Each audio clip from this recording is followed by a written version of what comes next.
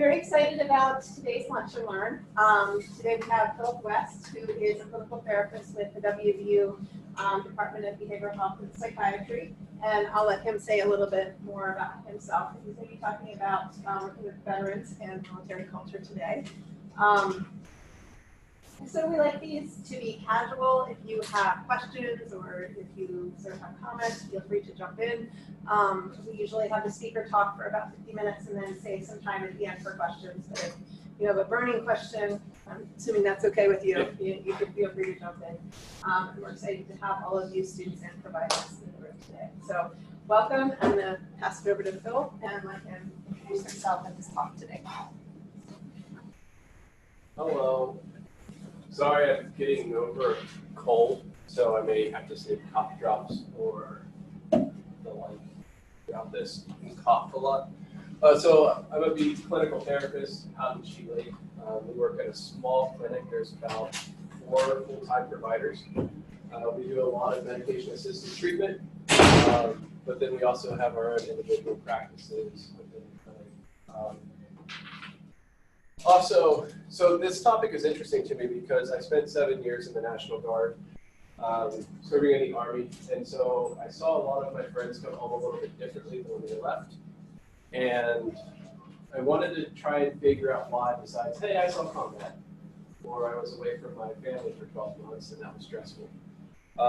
So I started doing classes through WVU's MSW program. I started doing internships through WVU that had me at the VA Center, and then doing CE events like this has also helped me be able to expand the knowledge on it. So what I hope you guys take away is just understanding what the military culture is, including values and ethos, to gain understanding just what the rank structure looks like. Has anyone in here served in the military or paramilitary? Okay. So rank is really important when you're talking to veterans and active duty personnel. So just trying to gain an understanding of that. The prevalence of mental health diagnoses. This looks at active duty personnel, but what I hope you guys take away from that is most often it's underreported when soldiers, airmen, Navy, when they're in because they don't want to lose their jobs. But the statistics are still pretty high. And then just looking at some of the effective treatment that's done, and then I'll focus more on what I use in my practice. Start off with just a few quotes to give you guys just an idea. The government is awesome at getting me ready for war, but they can't quite get them back to civilian life in a humble heart. So if you guys work with a veteran, you may realize that they live in this balance of, am I still in the uniform? Am I out of the uniform? What's my purpose? And how do I readjust back to society? Who all works with veterans in here? Okay. So those of you who do, you've probably noticed that along the way that there's, whether it's law enforcement or it's actual veterans, there's a struggle of getting out of the uniform and getting back into civilian life, finding that purpose. There might be high-risk behaviors, different things like that to try and replace that adrenaline. After we came back, many of us were only back in body, our souls stayed over there. Thinking back to the Vietnam War, thinking back to, or even more presently, where they've done a lot of looking more into moral injury, doing things against their core values and what they really believe within themselves. And transition can mean the big picture of how a warrior has to try to adjust back into society, but the short term is very critical. From when a warrior leaves a battlefield to when they hit the streets at home, there's one thing I learned from my experiences was that there was no transition at all. And so when we think about the Vietnam era, they didn't come home to a welcome home. There were no big parades. They didn't come home as a unit. They might come home as an individual. They might come home as maybe 1 or 2 folks. It's a whole lot different now with Iraq and Afghanistan. When soldiers are coming home, Vietnam veterans are there, if no one else, waving flags, there's bands, so there's a larger welcome home to try and make the transition a little bit easier. So looking at the military culture, the military is rank-based, so there's senior and junior enlisted and senior and junior officers. When working with veterans, we prefer to be spoken into it more of a direct manner as opposed to indirect. trying not to sugarcoat things. One of the veterans I was working with, he was talking about this issue, and I was like, how do I put this therapeutically? And he could tell I was thinking. And he was like, Phil, stop it. Just tell me. And so we were able to open up that dialogue. Sometimes it's not always putting things as therapeutically as we might for somebody else. It's just more being direct and open with them. Military acronyms. So these are always fun, kind of pop quiz folks. Who knows what a DFAC is? You don't get an answer. They don't know what a DFAC is. It's a dining facility. What about an IED? Improvised explosive device. You may have known them as V-beds, vehicle-borne explosive devices, suicide bombers. Medevac. Come on. Medical evacuation, oftentimes helicopters or armored vehicles. MOS. We'll see this one throughout the whole presentation. All right, go ahead. Monster. Military occupation specialty. Yeah, close. So that's their job. It's what do they do within the military.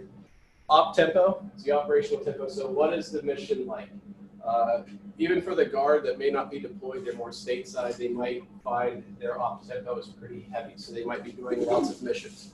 So when I was in the Guard, my job was a military musician. We had a very high op tempo throughout the height of the war. So we went and we supported deployment ceremonies and homecoming ceremonies on top of military parades and honors for funerals and different things like that. Theater, oftentimes you might hear me slide that in there. So when I'm talking about theater, I'm talking about Iraq, Afghanistan, Vietnam, Japan, any of those places. TIC would be troops in contact. FOB is forward operating bases. So they're the bases that soldiers, airmen, all of them are stationed on while in theater. Inside and outside the wire. So when they're inside the wire, they're on the FOB. When they're outside the wire, they're operating missions. MREs, meals ready to eat. Has anyone had one before? Yeah, they're really good, right? Oh, yeah. They're delicious. They're about 2,000 calories in this little tiny box. Yeah, they're really good. NCOs, non-commissioned officers, so they're the sergeants and above, or corporals and above. OIC is the officer in charge. PT is physical training. So if I catch you guys dozing off because it's hot in here, we're going to start doing some basic calisthenics, some jumping jacks, some mountain climbers. We might go for a little 12-mile ruck march. I'm kidding. SOP is a standard operating procedure. So there is an SOP for literally everything in the military, from how to do a push-up, all the way to how to carry a trombone in a parade, and how to hold it and play it. I'm not kidding because I had to read it. OEF, OIF, and OED, Operation Enduring Freedom, Operation Iraqi Freedom, and Operation New Dawn. The branches, Marine Corps, Army, Air Force, Navy, and we can't forget about the Coast Guard because they're still a Department of Defense, right? Does anyone know the difference between the Navy and the Coast Guard? Right? Is the Coast Guard like just stay on the United States coast? They don't go overseas? More border security. Okay. They do some missions. But Navy is more of a combat-oriented group, while Coast Guard is more border security, search and rescue. So the oath of enlistment for active and reserve units, I'm not going to read this to you, but I wanted you guys to be able to see it. The big thing between the reserves and active versus the National Guard is the reserves and active duty swear in under the Constitution of the United States and the President as the Commander-in-Chief, while the National Guard swears in under the Constitution of the United States and of the state they're entering service, as well as under the President of the United States and the Governor. So the Governor can activate the National Guard for state active duty missions, any type of security things that might be needed. But then the President can also activate us for federal deployments, different things like that. And then oath of commissioned officers. What I like to point out in this one is that officers are asked to take this without any mental reservation or purpose of evasion.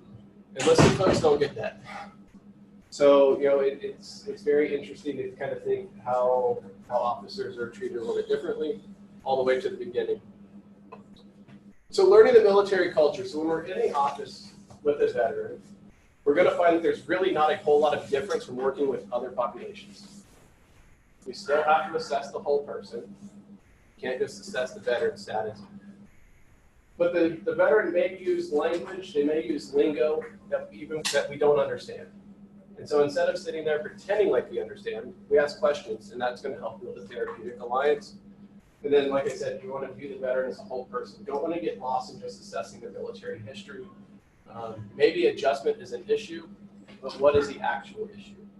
Is it adjustment from getting out of uniform into the civilian world, or is it adjusting from the deployment and then trying to bring the family into it, which is part of the emotional cycle? So just assessing veteran status, asking them, have you served in the armed forces? If they answered yes, then it opens up the floodgates. If they answer no, then, well, it keeps us pretty short on that question. So then what branch of the armed forces did they serve in? What years did they serve? I find that one helpful because they can kind of lead into other questions that we might ask, especially if they're like, hey, I served in 70. Oh, so were you deployed to Vietnam? Or I served in 05. Okay, so did you deploy during Iraq or Afghanistan? Where did you serve? What I have found is that I always kind of assumed with this question, where did you serve, that veterans would be forthcoming about deployments. That is not the case for all. So I've kind of increased this to where did you serve and where you deployed. What is your MOS? Which stands for what again?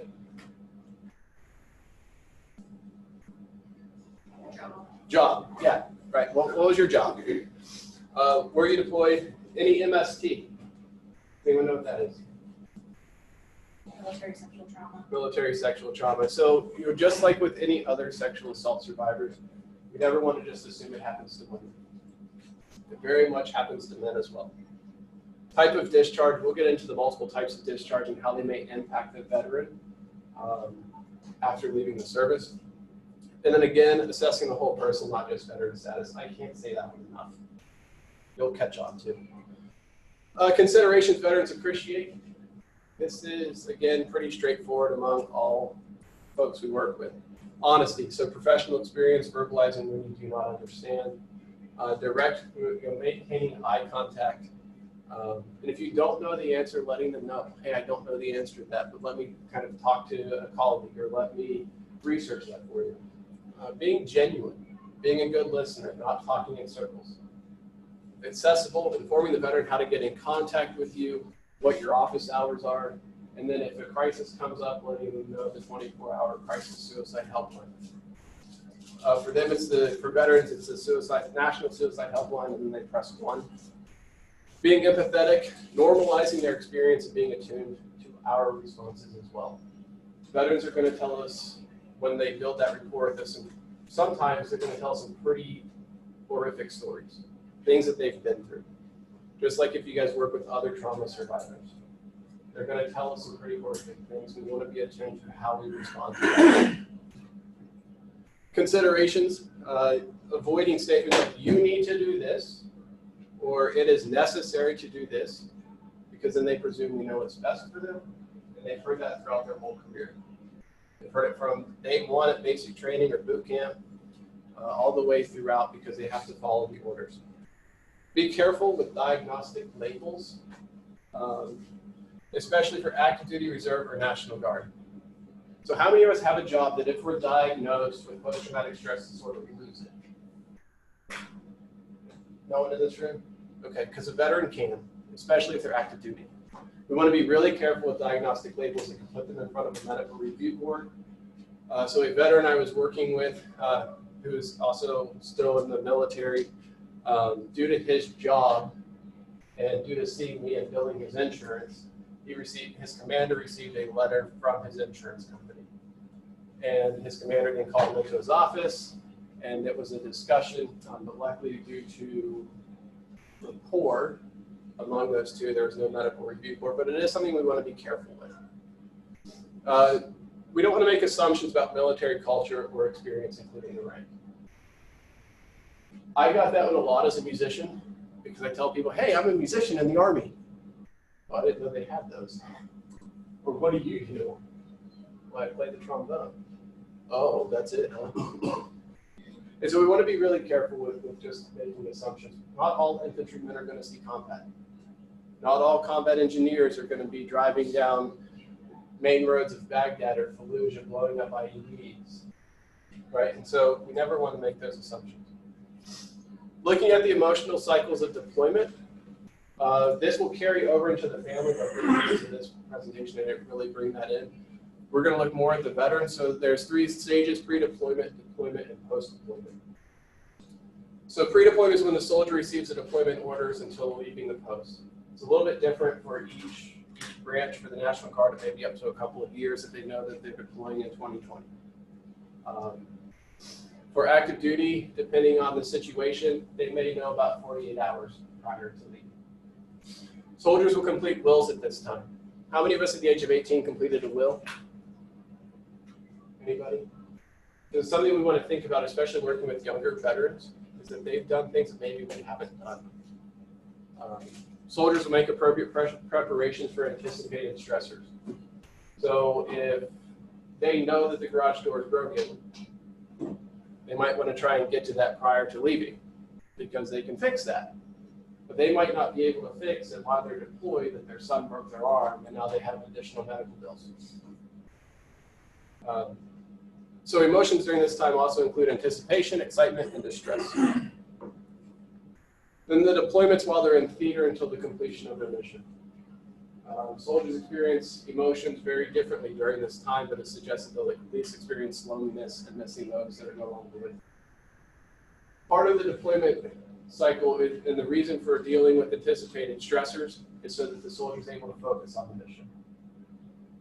You know, it's really easy for family members to continue relying on them because they're still a member of the family.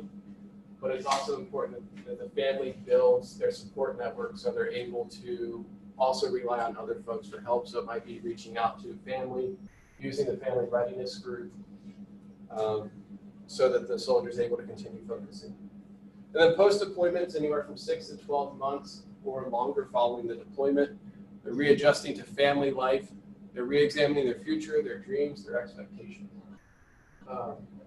One soldier that I went through training with up in the VA volunteered for 6 deployments, back to back to back to back to back. I lost count. I don't know if that was 6 or not. Anyway, so he kept volunteering for deployments. He wanted the promotion points. He wanted the money. He was single. He didn't have a family.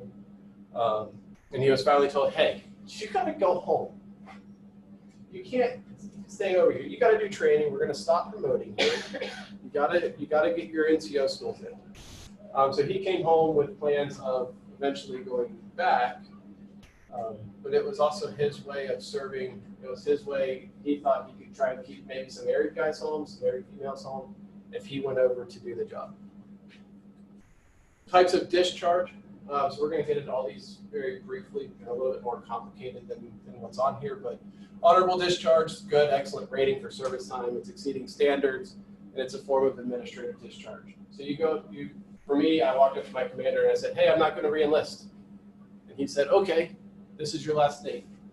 And then about a year later, I got my honorable discharge paper in the mail. You know, it's pretty easy, right? You show up, you do your job. It's kind of what we do now, right? Then there's general discharge. It's also in a form of administrative discharge. The performance is satisfactory, but the individual did fail to meet all expectations of conduct. It's a non-judicial punishment to correct the unacceptable military behavior.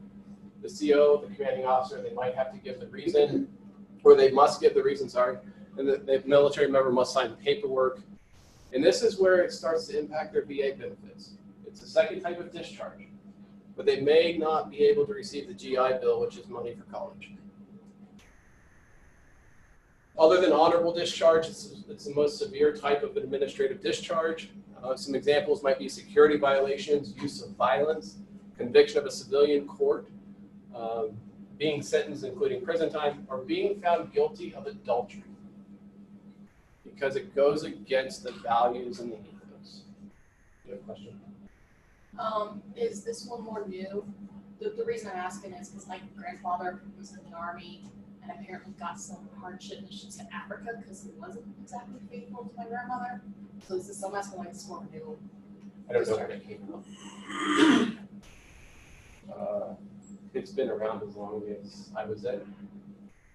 Yeah, I don't know that off the top of my head. They're not able to re-enlist in the armed forces or reserves except under very rare circumstances, and they're usually not available. Veterans benefits are usually not available to them. So this includes services at the VA. Bad conduct discharge. I had a Marine I was seeing that referred to this as receiving a big chicken dinner. I was really confused because I'd never heard that before. But it's another way of just talking about bad conduct discharge. This is only for enlisted personnel. It's often preceded in time by a military prison, and virtually all veterans benefits are forfeited. It is possible, depending on the type of discharge, that the veteran's able to fight it and get it increased.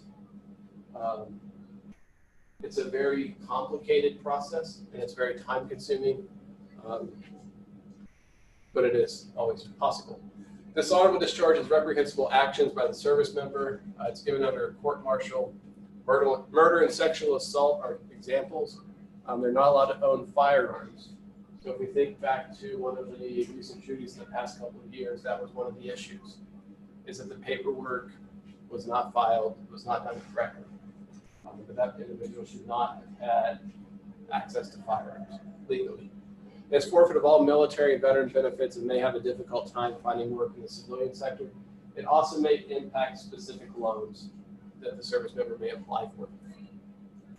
Officer discharge is commissioned officers cannot receive bad conduct discharge or dishonorable. They cannot be reduced in rank by court-martial. And if they receive a general court-martial, they receive a dismissal notice, which is the same as the dishonorable discharge.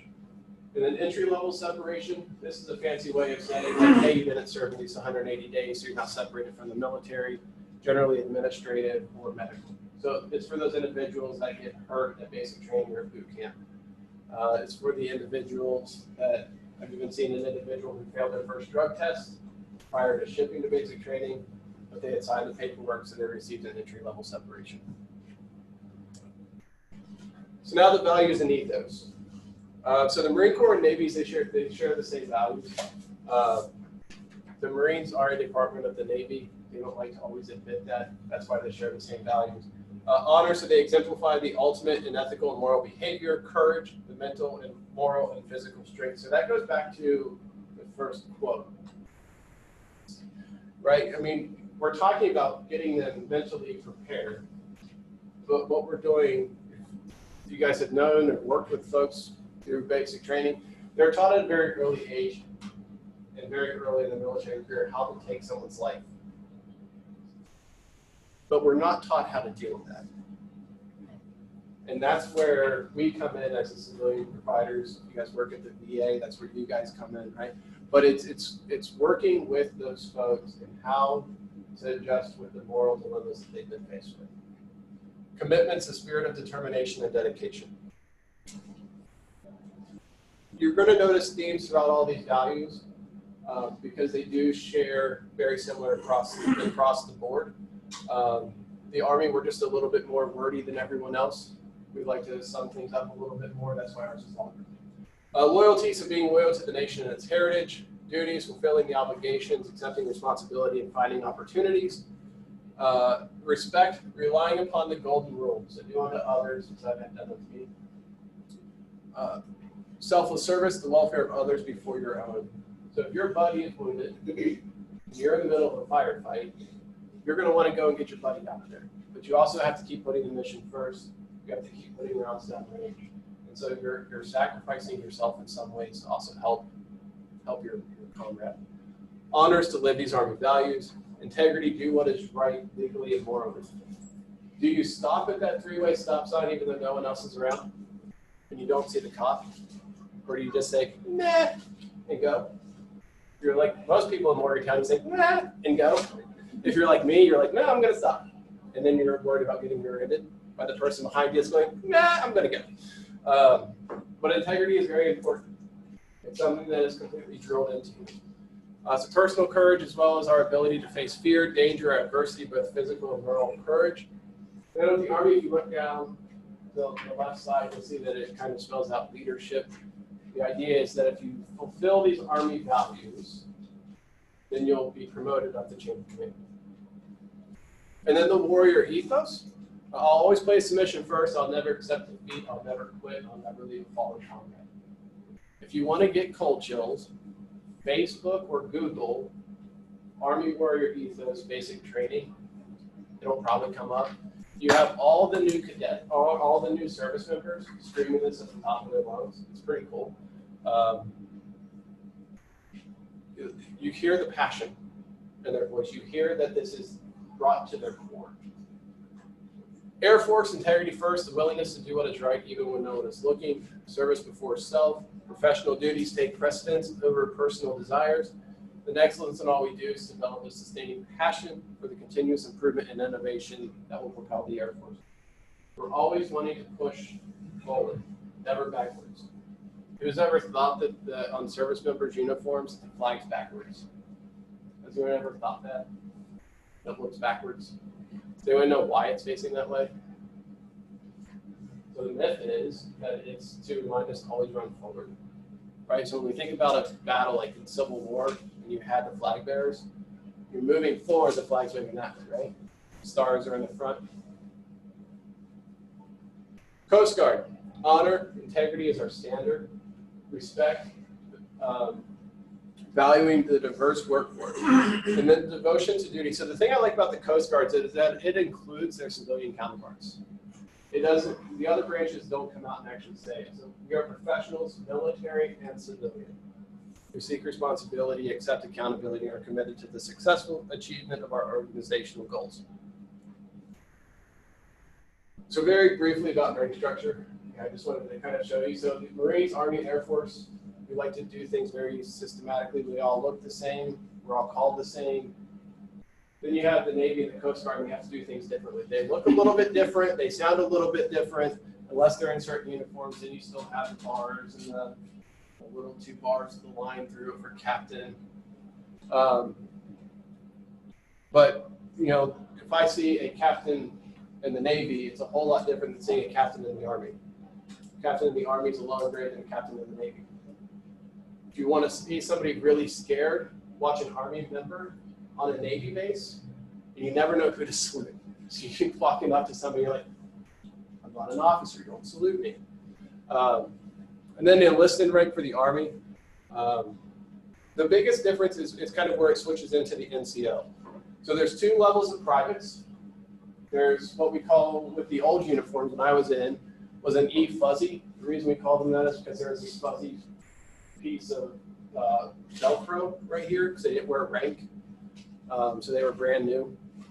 And then specialist and corporal. Corporal is where the NCO starts. That's really the biggest difference between specialist and a corporal.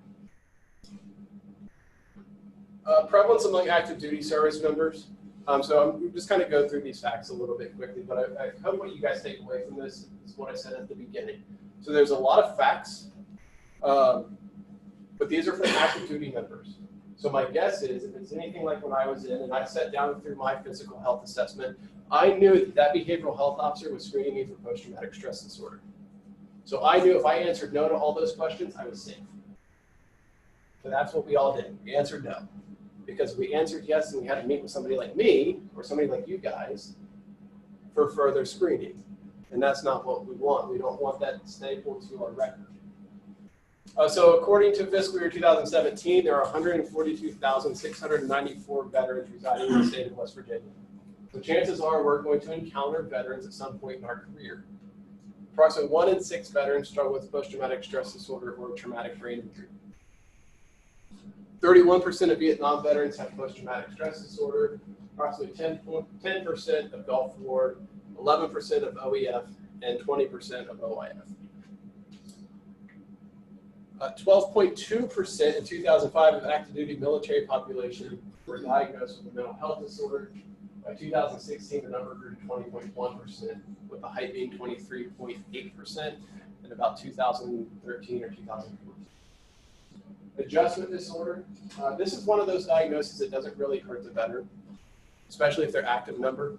We can say, yeah, there's some issues with adjustment, with anxious mood, because they just came back from Iraq and they're a little uneasy. So in 2012, the Army diagnosed nearly 11% of its service members with adjustment disorder.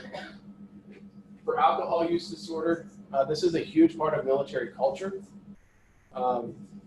Being an Army musician, we were a dry unit, so we weren't allowed to drink while we were on order. When I volunteered to go to Kuwait with the Field Artillery, which is a combat unit, you complete training, you drink. It was the way of life. It's what was expected. And then you did PT the next morning, which is a lot of fun. And so it is part of culture. And what I found is that a lot of folks, they may have drank through their, to get through. And then as they get out, they kind of move past that. Prior to deployments, a lot of service members, they go through assessments, and part of that is doing a cage. And so they're assessing for things like, what's your caffeine use? How are you dealing with these stressors? Are you smoking more?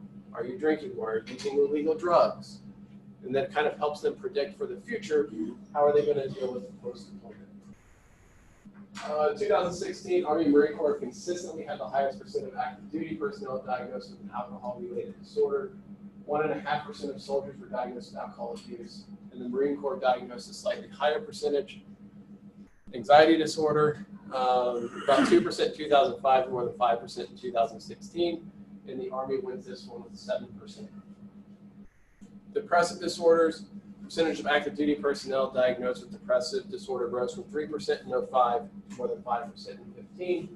And again, Army diagnosed 7% of personnel. Substance-related disorders, luckily this hasn't increased a whole lot. Started at 0.4%, ended at about 1.3 in 2010, declined to 0.8%.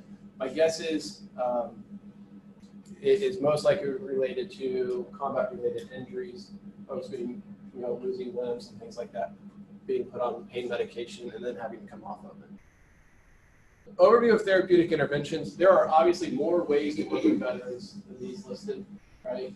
There are countless ways, but for the purpose of an hour-long discussion, I'm not going to bore you with all the ways. So we're going to look at just a few of these. Peer counseling is really interesting. It's done a lot at the VA.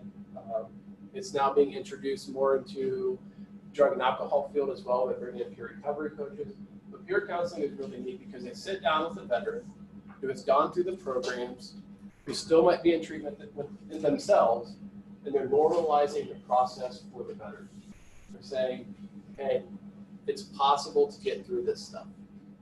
I know this because I did it.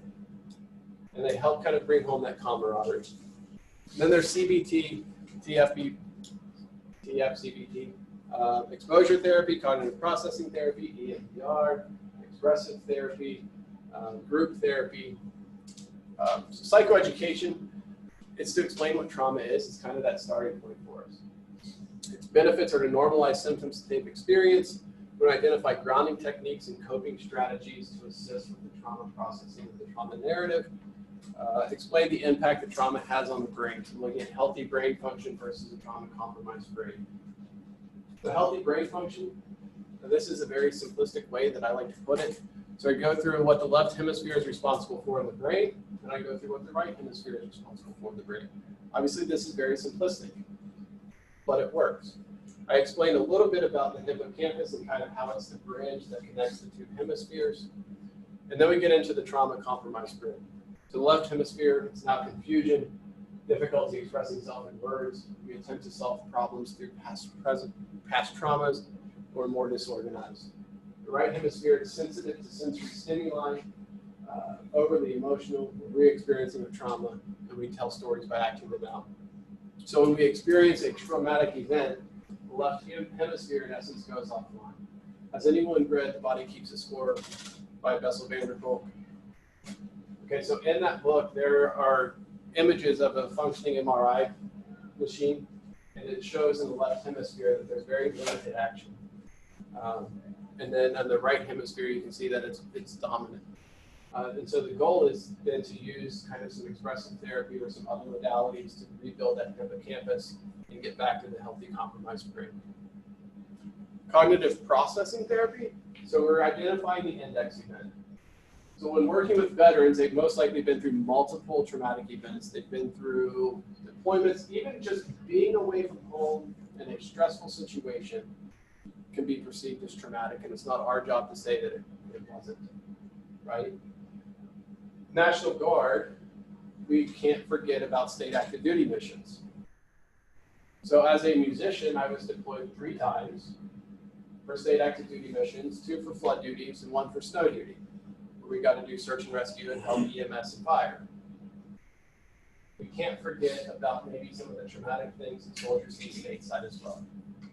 And so identifying the index event, which is what's the worst thing that happened? What's the one thing you don't want me to tell, you don't want to tell me? Because the idea is that if we process that one, it'll trickle down to all the other traumatic events. It'll help the soldier or the veteran kind of process and work through. It focuses on trauma-related thought patterns. It's the emotional response associated to the trauma. There are 2 types of CPT. There's with the written account and without the written account. The written account is a CPT plus A, where the trauma survivor will actually write all the index event. What happened? When I've done CPT with folks before, they're very wordy in their introduction to the first written account. They're talking about this about 3 chapters prior to the trauma, and then the trauma is about a paragraph, and then they get into the end. And so we read that, we process it, and then their next written account, they skip the introduction, and they really get to the trauma. They get to the core of it. Also in the second written account, they're starting to put in their present day emotions as they're writing it. It's 12 sessions, so a lot of institutions really like CPT, but we can't forget that we have to do the groundwork first. We have to help them learn how to cope with those feelings. We have to help them learn how to identify their emotions, name their emotions. And then the cognitive restructuring, challenging thoughts and replacing with balanced and accurate thoughts. The focus is on 5 trauma themes: safety, trust and power, control, esteem, and intimacy. Intimacy is how can they learn to be at peace with themselves, not just addressing other forms of intimacy as well. Practice assignments, they're assigned after each session. So it's very worksheet heavy, it's very homework heavy. All the homework does not have to be focused primarily on the index event. What's asked is that at least 1 worksheet per homework assignment is focused on the index event. Everything else can be focused on other areas that they might be struggling with. And then expressive therapy, it's beneficial as it replaces the words with drawing, and then it increases the distance from verbalization. And that's a physical distance, right? So when we're talking about trauma, it's right here in our face. But when we're drawing it, or we're writing it, or we're doing a collage, or we're doing music, whatever, it's away from us. And for some folks, it can make them feel safer. It rebuilds the hippocampus of the brain that allows the veteran or the trauma survivor to be able to implement the verbal and logical parts of the left hemisphere again. And then it provides an additional level of safety with trauma processing. It helps rebuild the trauma narrative that gives it a beginning, a middle, and an end. When we think about the trauma-compromised brain, remember the left hemisphere where you're continuing to look at present-day situations through a trauma, through their past trauma, then there's no end to it. They're continuing to live in that. So even go back further into the presentation, in that quote where we're not taught how to come home, right? And now we're helping them come back home because we're helping them put an end to their trauma. Hey, yeah, that happened over there. And yeah, it sucked. Let's put an end to it. It's really easy to say this too, right? But let's put an end to it. And then we can figure out how to live life again. We can figure out that purpose. Now, if only it was that easy. And then group therapy. So it's suggested that groups consist of same sex or same trauma. So having a sexual assault survivors group with male and female may not be the best idea. Although in certain parts of our state, we may have to do that. Because maybe we're the only trauma therapist, or maybe we're working at a center where there's not a lot of therapists. And so we have to kind of make some of these groups. And so how do we do it systematically and therapeutically? They learn from others' perceptions of their traumas. So they learn maybe how one veteran is coping with trauma and readjustment to dealing with their kids, because maybe one is still stuck in the military where his form of punishment for his children is maybe do 10 push-ups each time they mess up, because that's what he had to do in boot camp. And then it's a social support. And then, so kind of just wrap it up with the case presentation. So one of the veterans I worked with, he was in his mid-30s, Caucasian male, single. Served 4 years in the United States Marine Corps as an infantryman.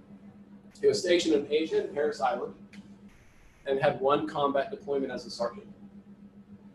He received a bad conduct discharge due to drug distribution, and he was decreased in rank to a lance corporal, which is a step below sergeant. There's ongoing medical problems related to substance use disorder, continuing to see doctors, but they're uncertain what's going on, unemployed, and is living in a shelter. So substance use, just like other counterparts, right, who minimize their substance use. No, I don't drink as much as what it sounds like. No, I don't do heroin, right? So admits alcohol use but denies opioid or illicit drug use despite confirmations on UDSs. Showed him, hey, you're testing positive. Oh, send it to the lab, I'm not using. Okay, send it to the lab. Hey, it tested positive for opiates. Let's talk other treatment options, but they're not there yet, or they weren't there yet, sorry. Denies history of IV drug use.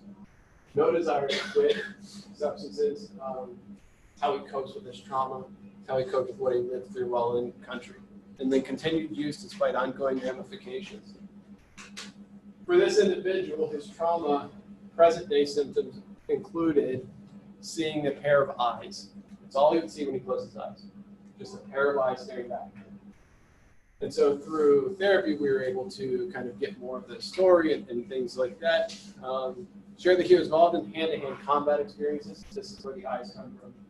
There's guilt and shame due to the actions taken that day, which involved killing that individual. All members of his squad returned home. Why is that one important? Asking if everyone returned home. Survivor's guilt. Survivor's guilt. He was a sergeant. So sergeants are NCOs. Sergeants have soldiers under them. They have Marines under them.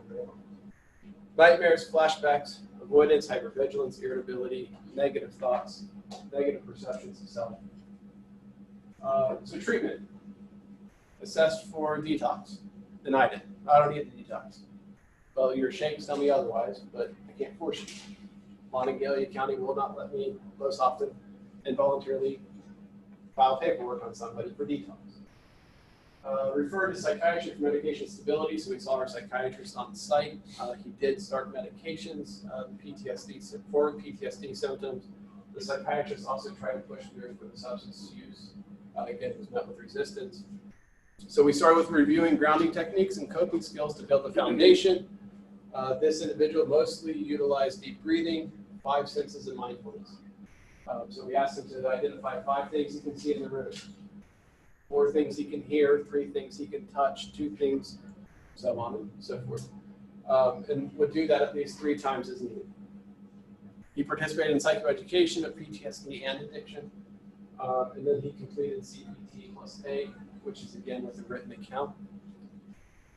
The outcome, overall, there was some symptom improvement. Does continue to struggle with acting out and depression at times. Most likely, my guess is related to a traumatic brain injury. Denies current use of substances, but has recently, since I've done this, relapse on alcohol. Overall score on the PCL-5 decreased based off the index of it was 64, which is significant, to a 2. So the trauma symptoms improved drastically, and then returned to a sense of normalcy in their own life. So now he's starting to work towards independent living with the shelter. So some of the references. So Social Work Today posted an article way back when, about 2013, about the importance of bringing veterans information into schools of social work, schools of counseling. That's one of the reasons I feel like we're now required to have 2 hours of CEUs for veterans every 2 years, right? I think it's 2 hours. Sorry, you're only getting an hour today. But it is important. But the thing to remember, even if we don't specialize in the treatment of veterans, it's important to remember that veterans are just people. They lived a different life than what some of us have lived. They woke up in the morning and they didn't have to think, does this shirt match this suit jacket, which match these pants? They wake up and they throw on their combat uniform, or they throw on their PT uniform, or depending on the day, they might have to put on their dress uniform, and they go to work. They're not a whole lot different than what we are. They just have experienced life differently than we have. Law enforcement is very much the same way. So with all that being said, are there questions?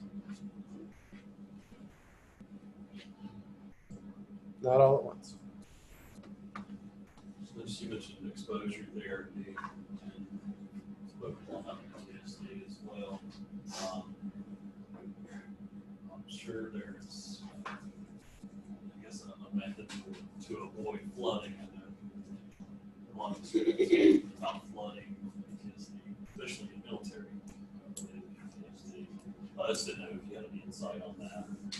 Understanding, because I know she listed that as So it's listed because it's backed by the Department of Defense. Yeah. And the VA does a lot with prolonged exposure therapy, different things like that. I have not done it with a veteran, done it with other survivors getting ready for court. Because we worked with a very short window of time. And so we had to get them to the point where they could get their trauma narrative out and be safe with it. If done correctly, there are benefits to exposure therapy. But we do, part of the education is bracing them to try and prevent that flight. We're teaching them how to recognize emotions. We're teaching them how to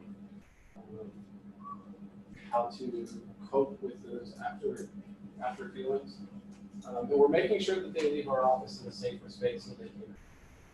So, one thing I do is I definitely keep an eye on my clock. I let them know, hey, I'm going to keep looking at my watch because I want to make sure that we're not leaving at like 2 till. And I'm like, oh, well, we have to wrap up. Good luck for the week. And we'll see you next week. Hang in there, right? We want to make sure that we do wrap up the session, just like with the. Good question. So I was talking with a colleague a while ago who does a lot of research on veterans and practices too. And she sort of mentioned that a lot of them are really reticent to work with providers that are not veterans. I was wondering if you could speak to that a little bit in your experience.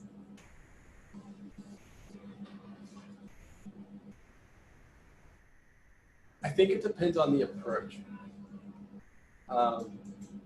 I've had colleagues that are not veterans that have done great work with veterans.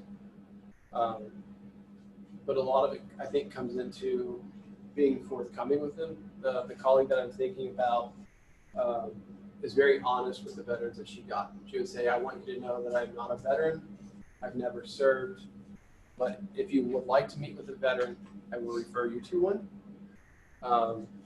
And she did great work with the veterans just by being forthcoming with them.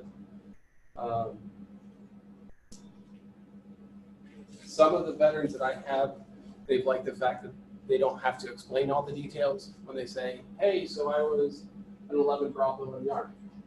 I knew what that was, I didn't have to ask them. Or I was a 42 Romeo 10. Instrumentalist trombone player. It's confusing. Or I was stationed here, or this happened to me at basic training, or this happened to me on the state active. They can relate, but it can also be overwhelming, I think, to some veterans by having to explain all those details too. So I think really being open and honest with them, just like we are with everybody. Maybe somebody's seeing us for trauma, but our specialty is not really trauma. Being forthcoming with them, letting them know, hey, I don't know a lot about this, but let me research it for you. If that bothers you, I will absolutely refer you to somebody else.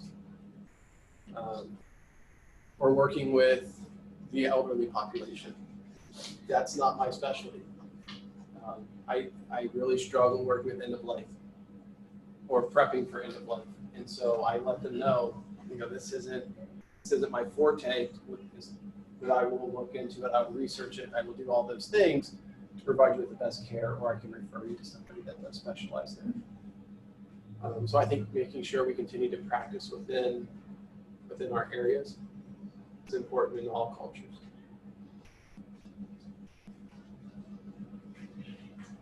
I have a weird question that you mentioned about the drinking in the military culture. Yeah. How does that tie in with being underage?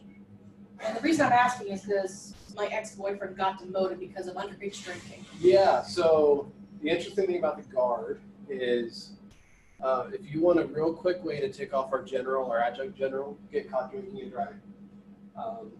He will make you go through drug and alcohol intake with a therapist in the civilian world. He will make you stand before him, and based off of that interpretation, you may be less honorably discharged. You may be reduced in rank without being able to be promoted for an X amount of time. It's very serious. Obviously, it's no different than WVU. There's still ways to get around it. There's still ways to do it, but there are always consequences. And that's that integrity piece of it. That's why it's taken very seriously. One of the NCO schools that I went through, you do the 2 weeks of training.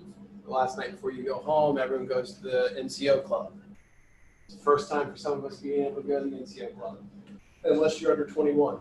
And then you get to stay back and maybe go to the bowling alley or go catch a movie, but you're not allowed in the NCO club because you're not drinking.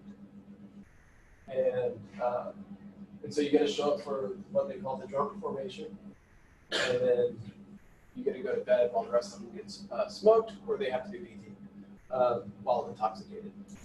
So yeah, it is a part of the culture, but it's very much similar to the civilian culture.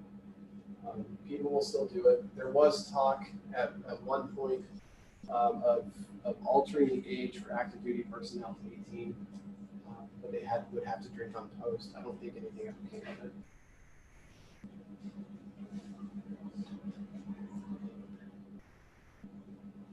But soldiers, they follow the UCMJ, the Uniform Code of Military Justice. So, if you're going to break the law, you have to deal with the consequences. And sometimes the consequences can be loss of rank. You can even be discharged from the military.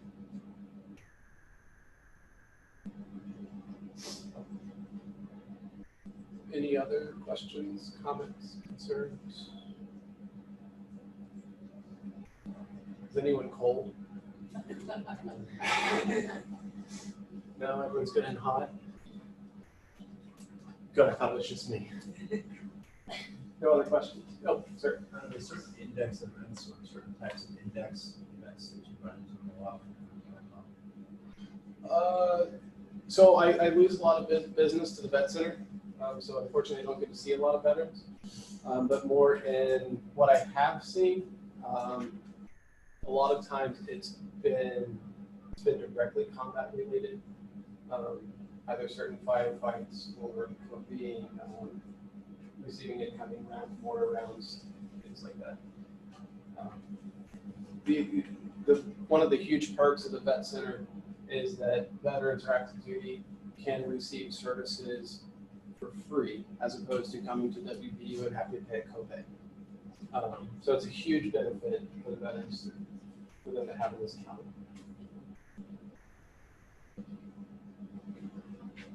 And like the vet centers of general those tools currently, but like the VA can't see like the vet centers notes. I have no idea. Okay. Does anyone else know that? I don't know. If the VA can see vet center notes. I think so. I don't think so. We just hired somebody in my office who worked at the vet center. Okay. So I don't think so. Okay.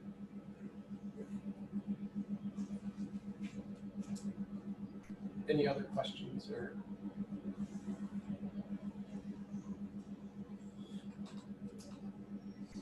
So if you're working with somebody who's active duty, you just and they do have PTSD, you just say they're depressed? No, you still have to diagnose them accurately.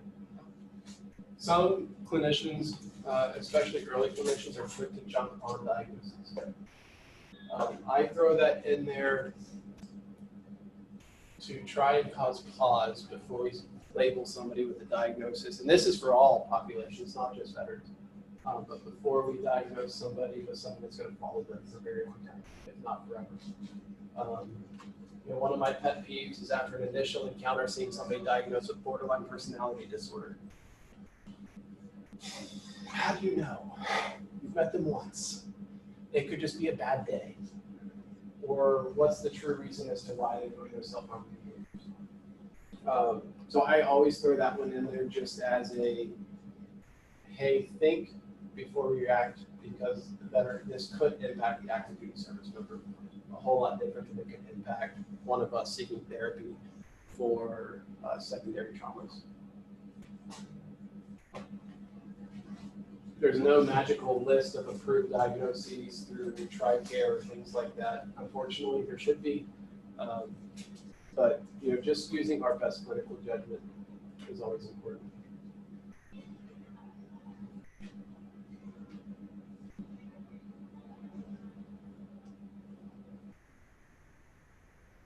Okay. Thank you for that.